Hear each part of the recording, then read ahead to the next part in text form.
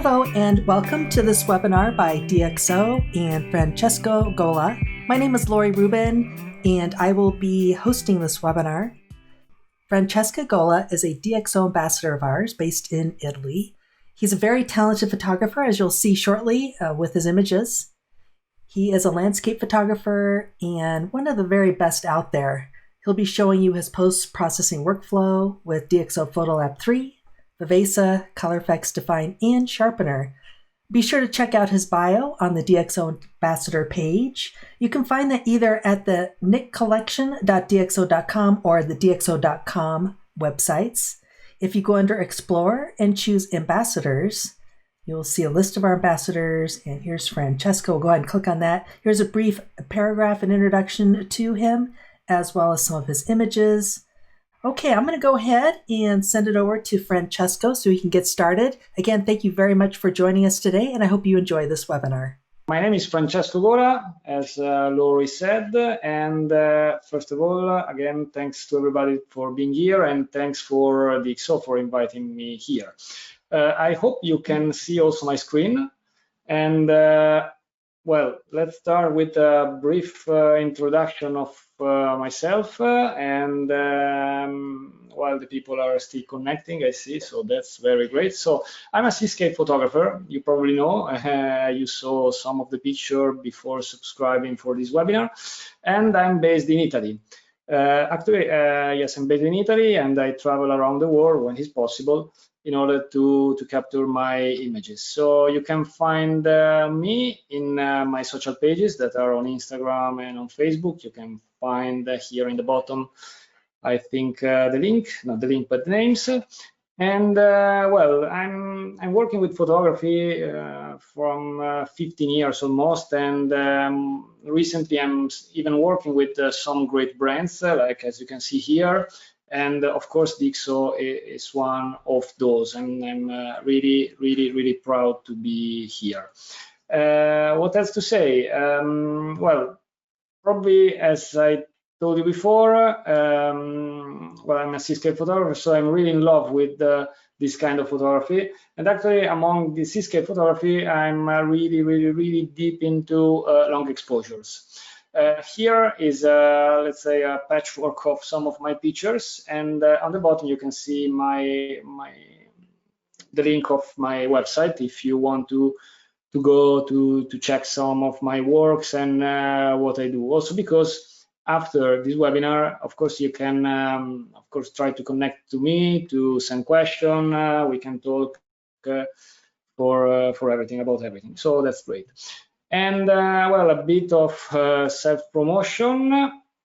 Of course, I'm working in photography, and since 10 years I'm working also in for the, let's say, for classes and for workshops. So I run on-field workshop, and I run also online classes. You can find everything on my website in the link that you can see just below the title. I think I said everything for the introductions. And well, Lori, if there is nothing else to add, I definitely want to start with the agenda, maybe. Sounds great. Thank you. Okay, that's great. So let's put everything on full screen. So great. So this is the agenda of today. As you can see, is very simple and easy. So I will start with a brief introduction of Nik Collection by DxO, because maybe you are already expert on this, but maybe it's the first time that you hear about Nik Collection. Then we will work together with some of my pictures, and we will spend most of the time here. This webinar will last around 45 minutes in terms of activity here of post-production, and then I will leave, let's say, 15 minutes or something like that for your question, because I really want that there will be a great interaction during this webinar, so you really ask me anything. The idea is to collect your question along the path, and then I will try to reply to your question at the end. So that's the idea.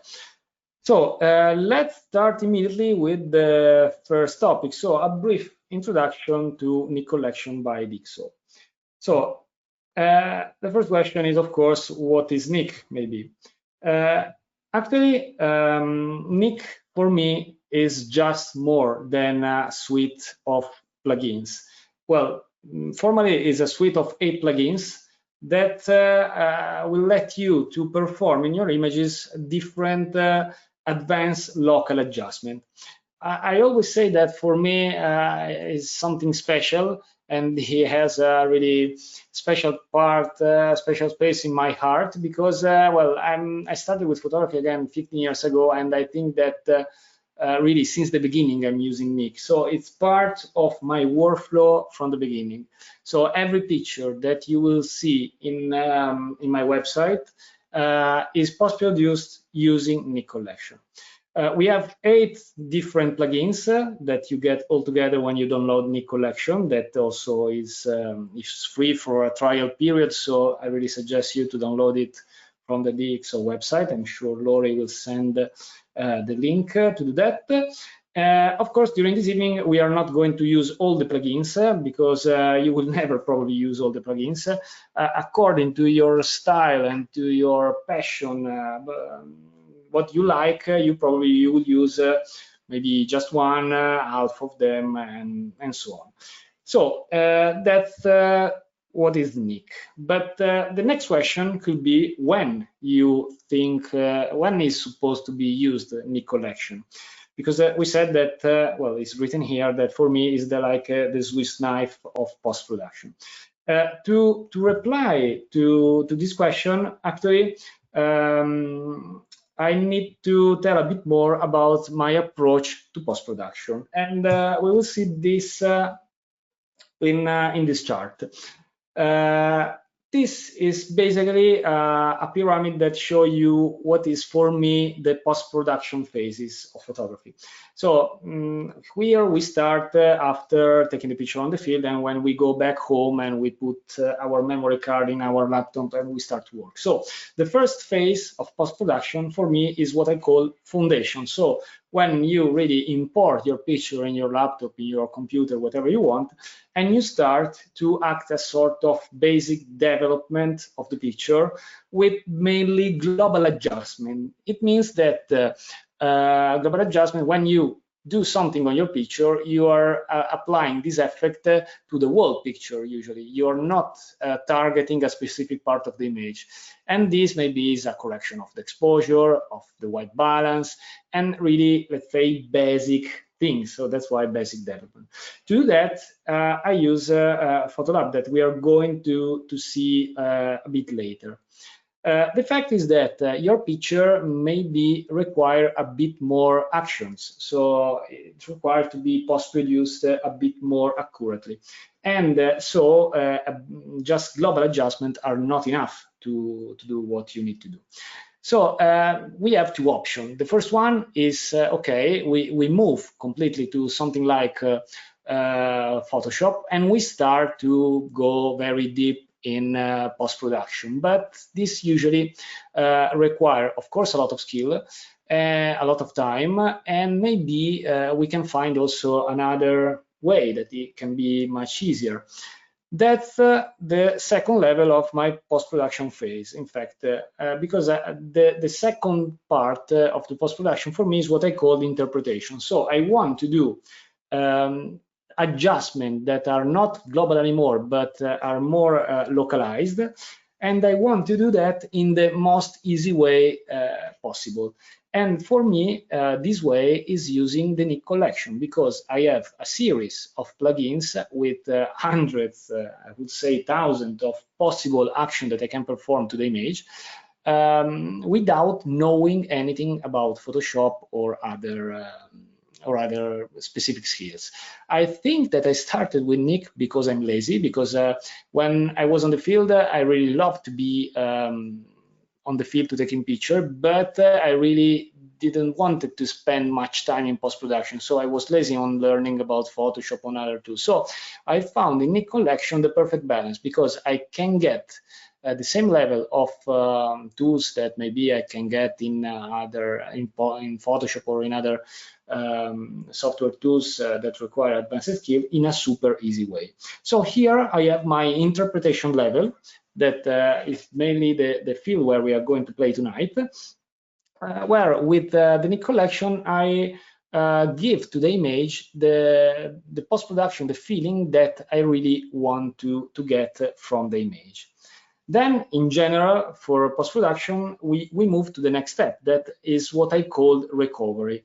Recovery means that you need to manipulate something in your image, and this is not definitely bad by default, because maybe you have a bottle of water that was left on the beach that you need to get rid of it. You was using, I don't know, a wide angle lens, and then the lighthouse is a bit bent on one side and you need to make it straight. So you need to apply some manipulation. And for that, of course, maybe Nik is not the right tool. And so we move to Photoshop or to something else. But then again, for the last level of the post-production, we have the finalization. So we need to really to make the really last touch on the image to be ready to be published online on a magazine or even to be printed. And to do that, we have again Nik Collection that is, let's say, a great tool to do that, because it contains everything I need to do to finalize my image. So now just maybe a slide, a quick chart to explain which kind of photography we are going to discuss tonight.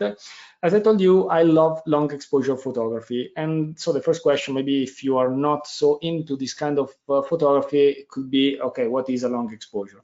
Basically, long exposure, it means that you leave the shutter of your camera open for some time. How much? Well, actually, it really depends on you. For some people, after 1 second is already a long exposure. Usually, I take my picture I capture my picture with 2 or 3 minute exposure. So for me, a long exposure starts at least above 30 seconds. So what does it happen when you leave the shutter open? Well, of course, what is still on the scene, it will remain still, like a rock, like a lighthouse. Well, if it starts to move a lighthouse in a long exposure, I think you need to run. But the moving subjects, like the clouds in the sky, the water in front of you, will result blurry because of their movement. And then you can achieve some result like the one that you showed before, the ones that you can see in my website, and of course the one that you can see in this picture. Here below you will see a general list of gear that you need to take this kind of picture. And as you can see, basically it's super easy to do, because probably you have already everything you need to take a long exposure. Maybe you need some filters, but this it will be another kind of lesson. So after this long and boring introduction, if you agree, we are going to move in our post-production. So let's go back for 1 second to this chart. So we will start really from the beginning, so from the foundation. So let's simulate that we are back from shooting on the field, and I upload I download on my laptop all the pictures. And then again, as I told you, for doing my post-production, I love to use DxO PhotoLab. We are not going to do a deep dive in PhotoLab for many reasons. The first one is that we don't have time. And the second one is because there are other great webinars with DxO that you can follow about PhotoLab. My advice is try it if you didn't do that already, because it's really powerful. The thing that is important that I want to share with you is that in any case, you don't have to use a specific basic, let's say what we call basic development software to use Nik Collection, because the great thing about Nik Collection is that it's really versatile. So basically you can use it in PhotoLab, you can use it directly in Photoshop. Maybe I will show you something later. You can use it in Lightroom. So again, you can use it everywhere. And that's really great, because really it will open probably new post-production possibilities. So let's go into the post-production. And well, honestly, I don't know how long it will take to post-produce a picture with you. So actually, I prepared 3 pictures. This is the first one that is a village in Italy, the beach one, because I love this place actually. But if we have time, maybe we are going to post-produce one of those 2. Maybe we can even make a poll here, so you can vote which picture you want to see post-produced after the first one, if we have time. So that's the idea. But let's go to the beach one. So this is a Draga beach. That is a wonderful beach that is in Portugal. For photography or for any other reason, I really suggest you to visit it. So the first part, as we said before, is to make the sort of basic adjustment of the picture. So you start to post-produce your raw image in a global way. We are not going to spend a lot of time here. I'm using again PhotoLab that I arranged with some custom panel. I will do it very fast. I mean, I will have a sort of basic adjustment that are related to distortion, to the chromatic aberration, that is this kind of effect where you have purple and green things all around. We can even push it a bit more. It's never a bad thing. Then I'm going to use the DxO Smart Lighting. That is a wonderful, amazing tool that lets you to recover lights and shadow in a very automatic way, so you don't have basically to do nothing. Then here probably we need to set the horizon straight, and it's just automated. So PhotoLab, guys, is very great. And then we create the crop. We press the crop in order to get rid of the border, the black border after making the horizon straight. So then I will use a lens sharpness tool in order to increase the sharpness that I can get from this picture. It's a sort of pre-sharpening action. I don't know if you can really see the difference here, but it is amazing, the effect. Well, once I did that, probably I want to move to the selective tone mode, where basically I will decrease, let's say, the highlights in order to recover the bright part of the image. Then on the mid-tones here, I will probably open a bit the image. As you can see, even the histogram is moving. Then shadow, of course, I want to recover some details in the shadow, especially in the rocks. So let's move like this. And well, I will not do anything about blacks because it's already deep in blacks. Well, let me remove this now. Okay, so after that, exposure compensation, I don't do anything. I will move to the next panel, that is color rendering is fine. Let's do white balance, nothing to be done.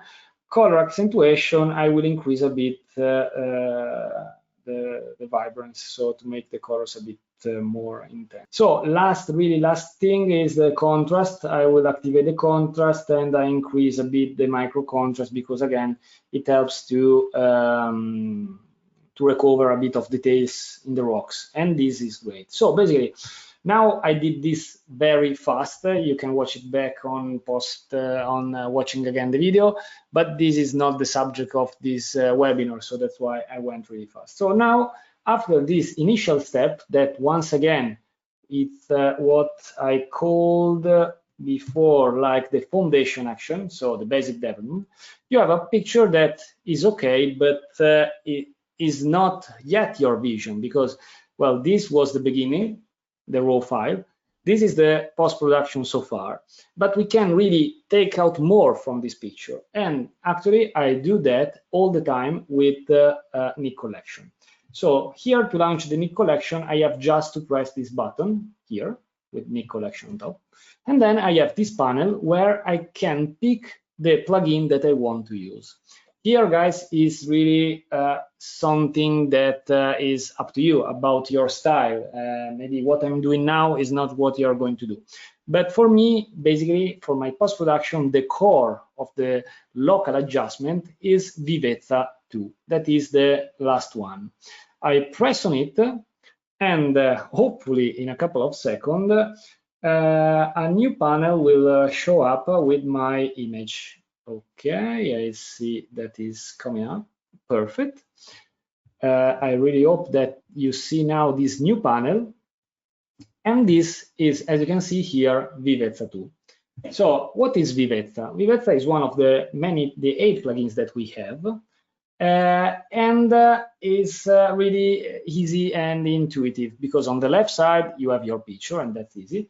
And all the action are, again, so all the local adjustment that you can perform are here on the right panel. How does it work? So this is really the great innovation of this software, because this software works with what is called U-point technology. U-point technology, it means that this software is capable to create some automatic mask just with one click. You have just to point one area in the image, and then the software will create automatically a mask where you can act your local adjustment that will be sized according to the circle that we will define, and that will pick all the pixels with a specific color, that is the color that we picked at the beginning. It looks so complicated, but it's super easy. What you have to do is just to press this big button here, so add control point, and then let's put it one just to make to let you understand what we are doing. So I put it here. So basically, the software now is sampling this area, and the color of the area that is sampling is, you can look it here, and then I can adjust the size of the action that I want to perform using this control point. If on the control point list you press this black box, you will see basically where the mask is created. So all the area that is in white will be affected by your adjustment. What is in black is not affected by anything. So why this thing is useful, and it can really change the way we post-produce our images, because with just few of this control point, we can really adjust at local level the whole image. So I will show you how. So let's remove this, and now we should apply, let's say, a post-production strategy. Unfortunately, I'm an engineer, so I love to be schematic. So usually when I post-produce one of my images, I will decompose, let's say, my image in 3 parts: the sky, the sea, and the ground. So let's start to discuss about the sky. So here I see that there are 2 levels of clouds. We have this low cloud that is pretty dark and is really nice. And then I have this high cloud that was probably moving fast. This is a 2-minute exposure, so that's why you have this cloud trace. And so what I want to do is to, let's say, have this cloud, that dark cloud that pop up from the picture. And I want maybe to intensify the effect of the trace of these clouds. And also maybe I want to enhance a little bit the warm colors that I got in the camera. To do that, so let's go step by step. Let's discuss about this cloud. To select this cloud, I have just to, again, press the add control point, and I add a control point in this image inside the cloud. I can size more or less everything. And then here, as you can see, you have a sort of drop-down menu with many sliders, and every slider can perform a specific action in the area that you selected. Basically, now, if I'm going to move one of these sliders, the first one is brightness, the second one is contrast, then saturation, and so on. Basically, you apply this action, this local adjustment, wherever you see white here. Of course, I removed this white overlay because it's not useful for the post-production. But now, for example, here, one thing that I usually do for the clouds in the sky, and I really suggest you to try at least, is first to increase the structure, and I push it around 30, 35, something like that. And then maybe I will increase also the contrast, and I put to 40. So if you check this, and well, let's say that we want to, this is the picture with this control point and this action that is on. If I want to remove the preview, you can see the before and after. And as you can see, the clouds is much more defined. But I'm defining the clouds without affecting the other part of the images. So basically, I'm just affecting the pixels that are almost in the same color of the one that I picked with my control point, and that are in this range. Of course, this circle is just a raw evaluation, and then you can see again it here. And so you can do like that to increase the details of the cloud. I do like that. Maybe I make Control Copy and Control Paste, Command C and Command V, to create a clone of this point, and I do it in all the clouds. So this is the basic level of the adjustment that I do. Maybe now that I did all the same control point in the image, here I will do some specific adjustment according to the picture. So for example, here where I see that everything is a bit darker than the rest of the image, I want to, I don't know, increase a bit, open a bit the shadow of the cloud. So I will do like that in order to make a sort of compensation of the darkness area that I had here. So if I press the preview button before and after, as you can see, this cloud is coming out from the image. So it's really what I wanted to achieve, because otherwise before it was looking quite flat. And then I will go on with this strategy for the rest of the picture. If I don't want to perform any other action on the image, so let's say I want just to act on this cloud, of course, as you saw probably, here you are affecting the cloud, but you are also affecting other part of the image. What you can do, and what I suggest you to do, is to create what I call the shield point. Basically, you create some control point without acting in any way, in order to basically shield the pixel that are affected by the other control point, in order not to have any adjustment. So if I do before and after, as you can see now, your local adjustment is done only in the clouds. But this is not the case, of course, because well, when you do something like that, you probably want to perform an adjustment that is a bit more extended. So let's delete all the control point that we created so far from the shield control points. And let's move on with the post-production. So here, what I want to do now is, again, to increase a bit more the volume in the sky. So I create another control point. I want to affect the clouds here, this kind of clouds. So I pick a point in the image that is, let's say, representative of what I want to do. And then, as you can see at the beginning, it starts like a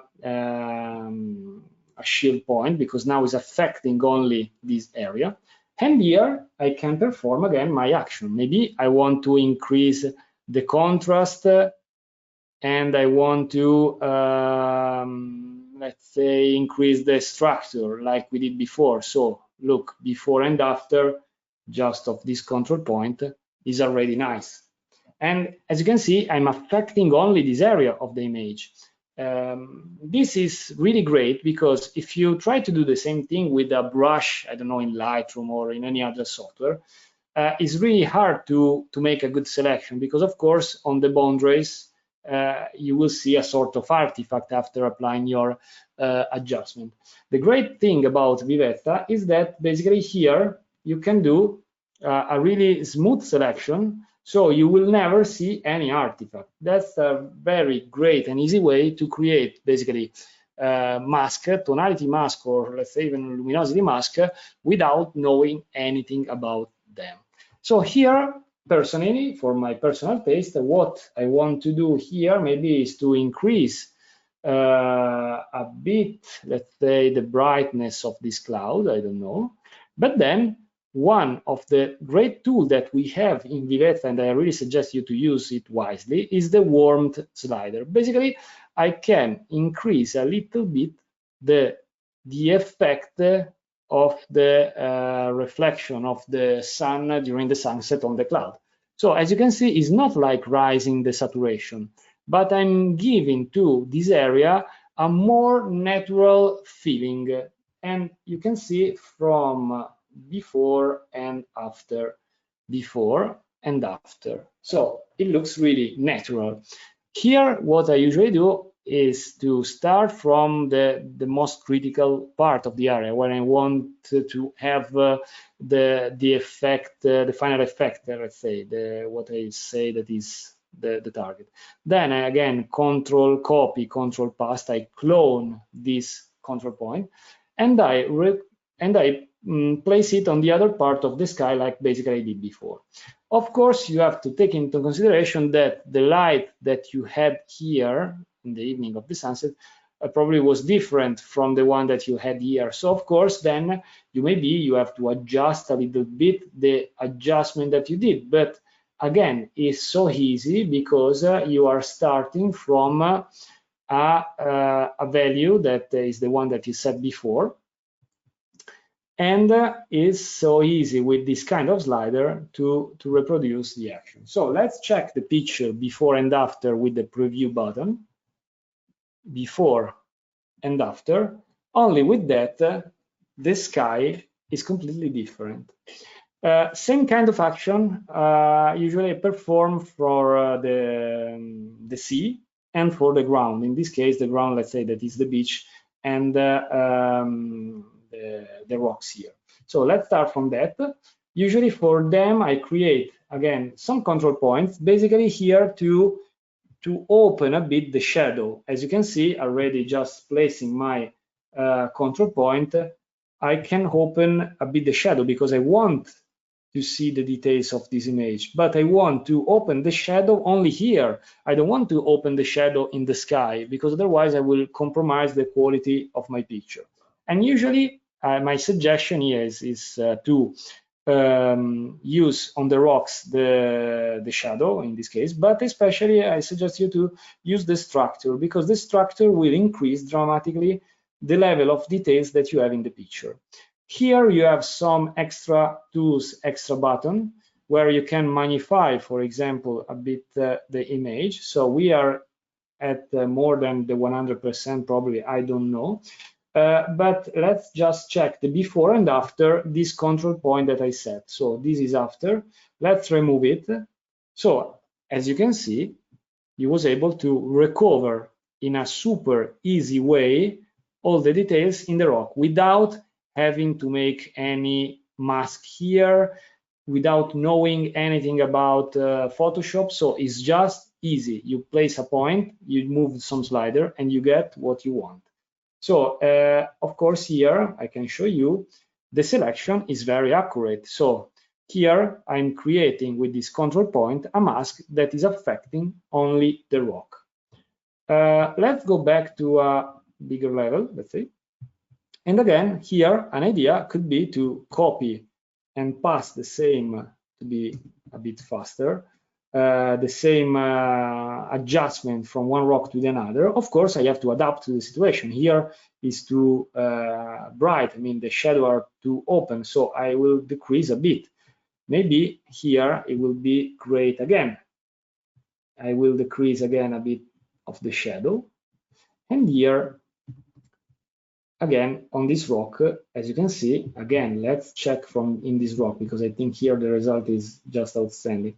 So here we have the control point that is affecting only this rock, and that's the great point. So you didn't have to create anything, just one click. I can open a bit the shadow, not too much, because of course the light was coming from the other side. So once done, again, I go back, and maybe I check again before and after. Okay, I'm basically recovering all the details. As you can see already here, recovering the details of the image is affecting the smoothness of the image. But this is something that we are going to fix with another tool in a few minutes. Let's just continue here. And well, here I want just to do two more things. One is to maybe recover a bit the details on this beach, because I think it's great. So let's place a control point here. And let's increase the structure. Look how beautiful it is that I'm able to recover the shadows of the rocks without, again, knowing anything about the mask and anything in particular. So I just place this here, and I just increase the structure. So the structure really is one of the algorithms inside of Viveza that I think is great. I mean, epic. I copy the action to another control point. Maybe I will decrease a bit the structure because this is just the starting point. Maybe here I will increase a bit the shadow. I will open a bit the shadow in order to, no, it's not working that much. So maybe let's go to the brightness directly in order to balance the light from one side to the other. And then as a last action, well, I'm a fan of the water without any cast. Here I see that there is something that is probably due to, I don't know, a reflection or something. But here, as you can see, you have a sort of greening cast of the water. Maybe it's just the seabed, but actually I want to neutralize it. And to do that is very easy, because with the Viveza, I just press the control point that is affecting now only this area. And actually I can check real time what I'm affecting, just clicking here and then moving the slider. So I want just to affect this tiny area, and so I will decrease it even more. I go back to the visual mode, and then now here what I want to do is again to remove the cast. So the easiest way, I think, is through the saturation. I will desaturate the image. Saturation is here, and I will go down until it's gray. One practical trick is that when you desaturate something, especially the foam of the water, it may become a bit gray. So to compensate this, what you have to do is just to increase a bit the brightness, and voila, you see the before and after, super natural in few clicks, and you have your picture. So basically here, well, actually, honestly, I would perform other tiny action, but let's say then, for example, here, I see that I have something that in the color is uneven, but well, I can create a control point here. Well, actually, the best way, again, is to clone one of the valid control point that you have nearby. You place the control here. Here I see that there is a sort of greenish cast. So here I can even go to the single color channel of RGB. Here I have green, and I can decrease. Look, in just one click, I made basically a complicated mask selection. I affected only the color that I wanted to affect, and I decrease the cast with just one slide. So it's really powerful. Let's check again, and here we are at the end of this action. Preview before and after. Look how many details we recovered in this picture. A good thing is that, of course, after a while you may say, okay, but what if I change my mind on this specific control point? Well, nothing easier, because you have just to press this button here, save and edit later. You just press here, and basically you will save a file that it will contain all the information in order to go back to the image and to adjust the image again. So basically, it's great because it's a non-destructive process. So I press save, and after a few seconds, I will find my picture on PhotoLab in this case. If you are using Photoshop, you will see it as a layer on Photoshop. If you're using Lightroom, you will see another image in Lightroom. So here, you can see, we have this is our original image, and this is the image after Nik, so before and after. I'm checking the clock, guys, and I think we are not able to post-produce any other picture, but I want to really go a bit deeper into this one. So I prefer to do just one picture, but giving you all the tools to do something similar with your pictures. So at this point, we recover most of the details, but let's say we are a bit lacking in the atmosphere. So here, my suggestion is to try to play with another plugin of Nik that is Color Efex Pro 4. That's the version. But let's press on it, and now I will get my image inside another plugin that is similar in terms of layout of what we are going to see, but with some differences. So here I have my image. And as you can see on the left column, I have a list of hundreds, well, not hundreds, but really many filters. So basically here I have a filter library that contains filters that are supposed for wedding, portrait, nature, and blah, blah, blah. That I can apply to my image. The great thing is that here you are not letting the software to do everything for you. So you're not giving the control to the post-production of your image to the Nik Collection, but basically you will be able to control every single detail of every single filter. Again, according to your specific kind of photography, you may enjoy a different filter that is not the one that I will show you, but believe me, one of the best filter, in my opinion, that is in the Color Efex Pro 4 is the Glamour Glow. Actually, the Glamour Glow is supposed to be a wedding filter. I don't know why. Well, actually, I know why, because the Glamour Glow is the filter that is going to soften a bit the maybe the skin of the bride and these kind of things. But it works perfectly too in our long exposure. Well, I can pick any other filter. As you can see, you pick the filter and then you see immediately the effect that is applied. Well, here up to you guys. You can, well, a nice thing is that you can really, let's say, simulate some film effect that are very nice. Of course, it's so easy to destroy your picture because maybe you apply a filter and then you move the slider without any idea, and then you will destroy the picture. But what I usually do here, I use the Glamour Glow filter in order to bring back a little bit the atmosphere of the long exposure.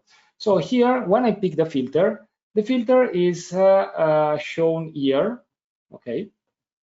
So here I have all the control point of this filter. With the glow, basically, I will increase a little bit the soft effect that I can get in the image. Of course, you need to be absolutely careful because if you do too much, it will look like, I don't know, a movie, not a picture. I will suggest you to try to stay around 20. Then the saturation, of course, you don't have to increase too much, but don't put it negative because we are not decreasing for sure the wonderful tonality that we capture. I will stay around 15. And then the glow warmth basically will decide if I'm going to apply to this image, let's say, a warm effect or a cold effect. Where should I go? To the cold or to the warm? Well, actually, it depends on the image because this image is a warm sunset. So I will move a bit the glow warm to the warm area. But if you have a long exposure taken during a really rainy day, try to use it using the same maybe settings of glow and saturation, but move it to the cold side. Here we are moving to the right side and we push it a bit, let's say like this. And already like that, if you check the before and after, you see that I basically softened a bit my image, because in the previous passage with Viveza, we recovered the details. Here we are going to almost keep all the details, but giving them really a soft touch. Here is working in the same way as of Viveza. So we have the control point. So basically you don't have to make a global adjustment. You don't have to apply the filter to the whole image. You have you can just apply to a tiny part of the image, or you can filter out the effect in some area. For example, here, I don't want that the effect, for example, is applied to this rock, because I don't want to soften the details of the rock. So I take the control point, I will take the negative one, and then I will just set here. As you can see, from the before and after, I removed the soften effect that I gave to the image with the filter. So now if I do the before and after, actually everything is affected by the filter, but this thing. So in the same way, I want to make a similar control point on the other rocks, because of course I don't want to lose the details of this rock. And if I go again to check in details, you see the before and after. Here is not so pronunciated. Let's check here maybe. Yes, here much more. I hope that with the streaming is possible to be seen. I'm sure with the recording will be. And then I have my picture done. So before and after. When I'm satisfied with the picture, I just press save again. And here I can press again, save and edit later. So it's a non-destructive process. This is a really plus point. I mean, when I close it, I can go back and I can edit the same point again. I press save it. And then in few seconds, you have everything here again on PhotoLab. Well, here we are working in PhotoLab. If you are working in Photoshop, you will have, instead of different images, so different TIFF images, you will have different layers. So it's really great. I mean, you don't have to create hundreds of pictures, for example. But basically, we moved from this, that is we started from this. I don't know if you remember, we started from this. Was the raw, and now we are here. So we have a picture that is with all the details recovered and is almost ready to be published. Now we are really at the, we can skip the recovery moment. We don't have to manipulate anything in this picture. We have to maybe perform few action to finalize our image.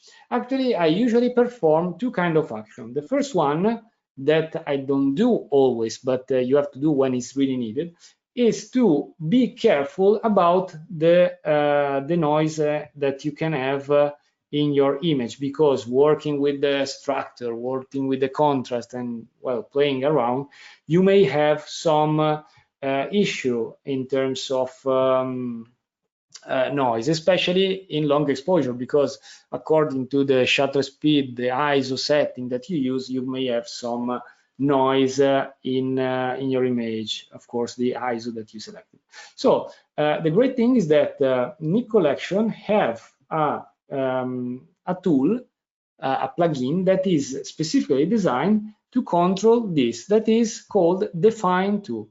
In the same way we did before, we have just to press on the plugin, and in a few seconds we have an interface like basically the Viveza 2 interface that is going to help us in removing any noise in the image. As you can see, when we open Dfine, automatically the software tries to sample some area in the image in order to identify the noise, and then it tries to recover the situation. Here in the loop, you can see for one of these areas, I think is this one, what it was before. You can see a lot of noise, and what you have now, that is a sort of noiseless image.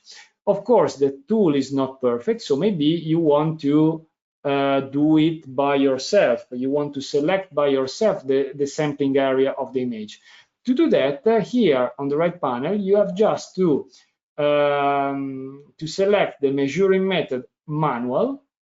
You press here, and then you drag your square in the image, and then the software will recalculate automatically the noise level, and it will try to apply a compensation. Now it was working, now it's still working. I think I selected something a bit big. And let's see if it's going to solve the equation. Otherwise, we just reset and we retry. Okay, let's try it again. Let's mark something here. Okay, it's not happy with this image, but well, let's do it automatically because the purpose here is just to show you the tool. So basically, you can do, you can sample an area by yourself, or let the tool to understand which one is the best one. Here, you don't have to do many other things. Again, once you have done this, you can just save your image. Again, here you can make the save in order to have a non-destructive workflow. Once I've done this, the last step is to, let's say, to have the image ready for publishing online, or maybe to print it. To do that, I will use the last plugin of today that it will control, again, the output sharpening. So basically the really detail in the image before we are going to publish or print it. To do that, again, I will press on the Nik Collection selector, and I will take one of the two Sharpener Pro tool. As you can see, you have two. One is for output sharpening, and one is the raw pre-sharpening. Well, actually, the story about this split is quite long, but basically, we can skip the first one, the pre-sharpening, because it's an action that we did, if you remember, here in PhotoLab. Consider that this tool is, I don't want to say old, but it started to be on the market many years ago when we didn't have the software capabilities that we have now. And so I will press on the output sharpening. On the output sharpening, again, once I press on it, I will have a plugin interface that will be open in front of me, where according to the output that I'm going to have, I can adjust the level of the detail. Here is super easy. I mean, you can customize it really to the pixel, or you can trust of what Nik Collection is giving to you. So here, basically, you have just to select the output display, the output where you want to publish the picture. Let's say, sorry, I don't get the word. That can be the display. So maybe if you're going to publish online, you have just to leave this one like this. Or maybe you want to print the picture. So we have some preset that will help you to adjust the contrast, the micro contrast, the high frequency contrast, to be absolutely correct, in order to increase the detail according to the final output. How you can see what is happening, because even if from this point of view everything that you press is almost the same, so you don't see anything in the picture. But remember that we are talking about sharpening, so the high frequency, so what you can see when you are really zooming in. And so let's go in and let's pick, I don't know, a rock like this. Okay, here you can sell according to the profile that you select. You have a different sharpening action. Well, here it really depends on what you want to do. If you want to print your image, you probably know that you need to increase a bit the sharpness on your image, because otherwise the print will be too soft, because the printer is not capable to reproduce the same detail that your monitor does.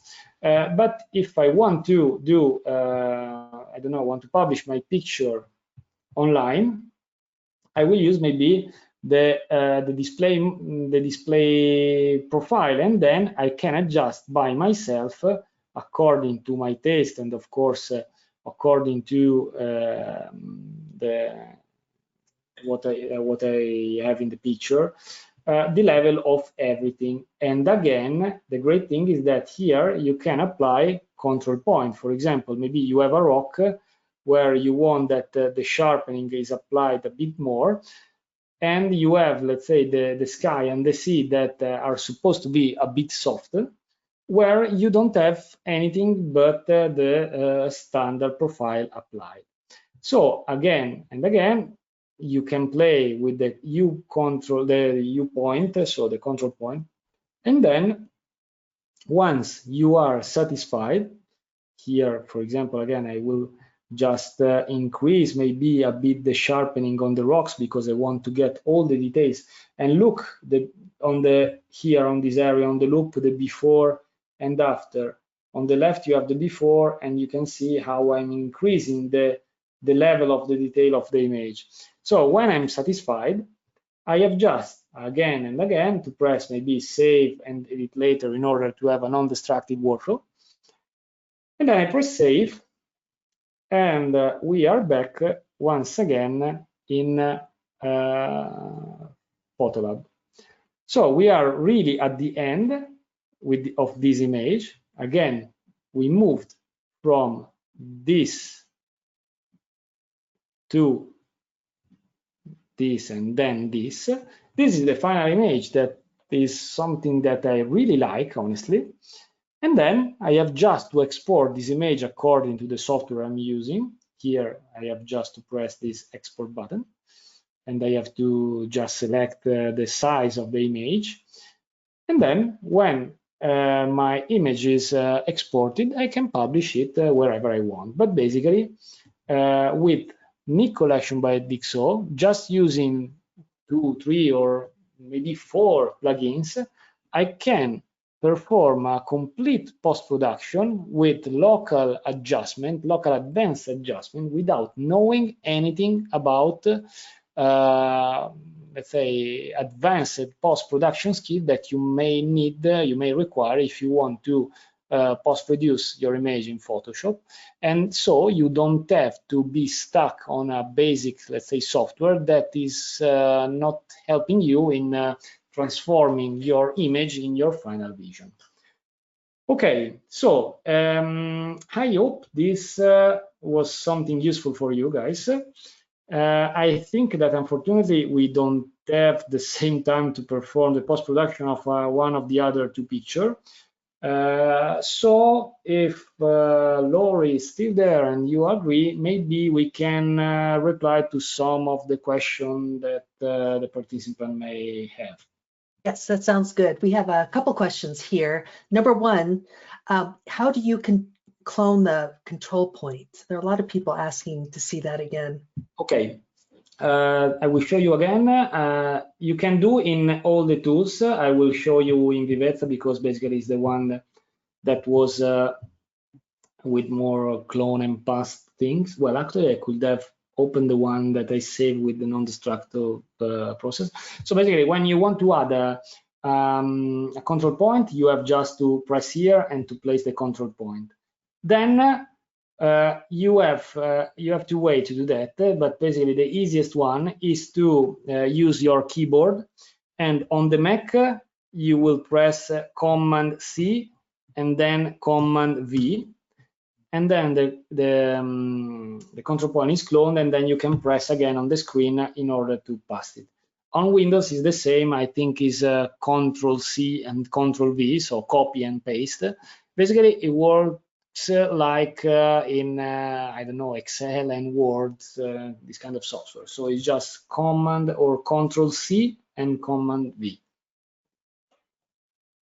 Great. Okay, very good. I'm going to ask you a couple specific questions about your seascape photography. Is there an optimum shutter speed that you use for your long exposures? Okay, so, well, there is no one that you have to use, but there is a range that you are suggest probably is best to use. You asked about the f-stop number, or I don't.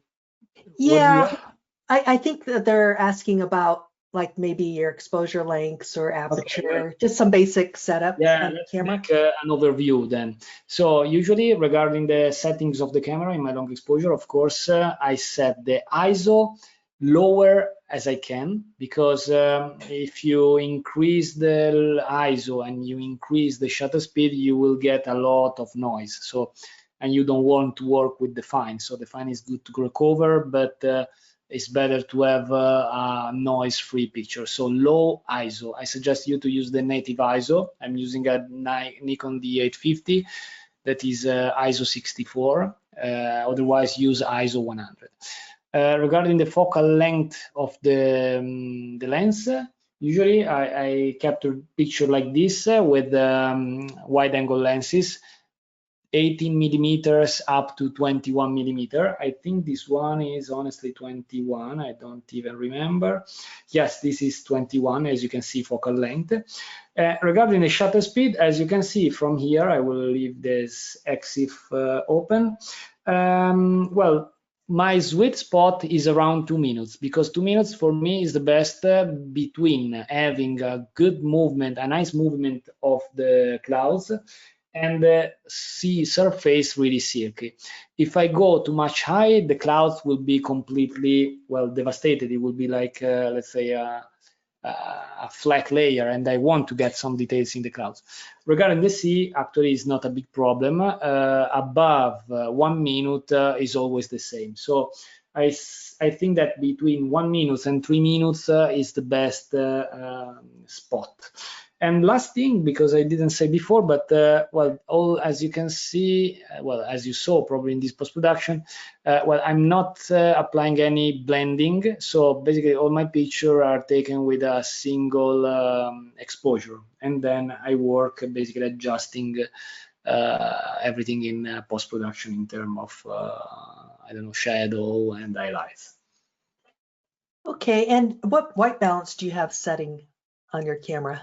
Okay, the white balance usually, well, it makes no sense in my opinion to set a specific white balance in the camera. If you shoot raw, and of course you shoot raw, otherwise you probably will not be here, I suggest you to set automatic white balance in your camera, because even, especially if you have a camera of the latest generation, is so accurate in finding the right white balance.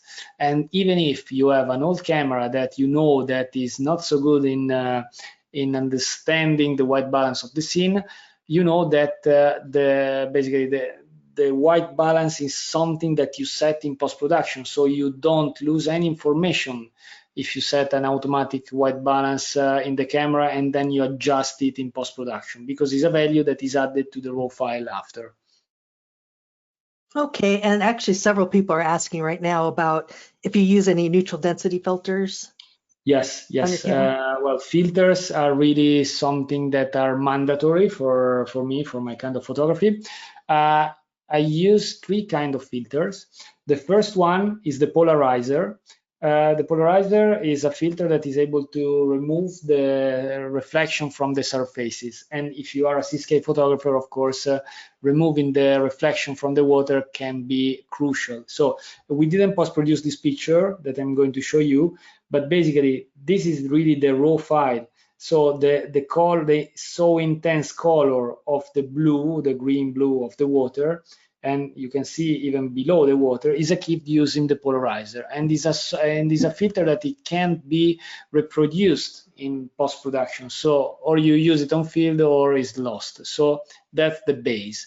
Then on top of the polarizer, I use a GND, that is a graduated neutral density filter.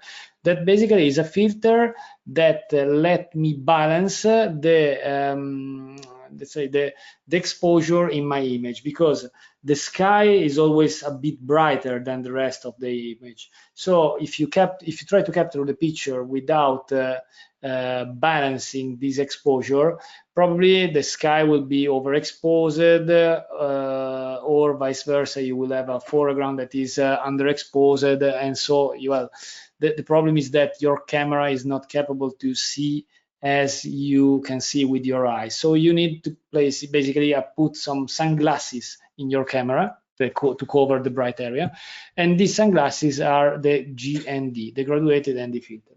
Then the last filter that was probably the one of the question is the ND filter, neutral density. And of course I use it because there is a filter that is able to reduce the passage of light in the camera, so in front of the lens, and so to get the same, to get a correct exposure, so to get an histogram that is correct, that is not touching the left side or the right side, you need to leave the shutter open a bit more. So that's how basically I achieve this 1 to 3 minutes of exposure. If you need to start with this thing and you need to buy one filter, I suggest you to start from the ND64, that is the 6 stop. That is a perfect balance to start to do this kind of photography at the sunset and the sunrise. And then of course you have hundreds of thousands of filters, but you don't need them. I mean, I'm shooting everything with 4 or 5 filters. So with this filter, it should be easy for you to get something like this. That's great. Okay, last question. People are asking about your workflow. Do you start out with Dfine and then go to Viveza and color effects? What's your basic workflow? Okay, so let's say that I will move back to this chart because I can help. So again, my workflow is I start with the foundation, so basic development, global adjustment, and I use DxO PhotoLab. Then regarding the second step is actually what I show you tonight, guys. I am no secret. Then the first one that I use is Viveza, and I start to apply control points. Then if I need to recover a bit of atmosphere in the picture, usually I pass the picture with Color Efex Pro, especially using the Glamour Glow filter. Then, well, the Dfine thing actually is not needed all the time, because remember, don't apply something that is not needed. Don't over post-produce. If you have a picture without noise, you don't have to apply the noise. So if I need it, I use it. If I don't need it, I don't want to, let's say, do extra post-production.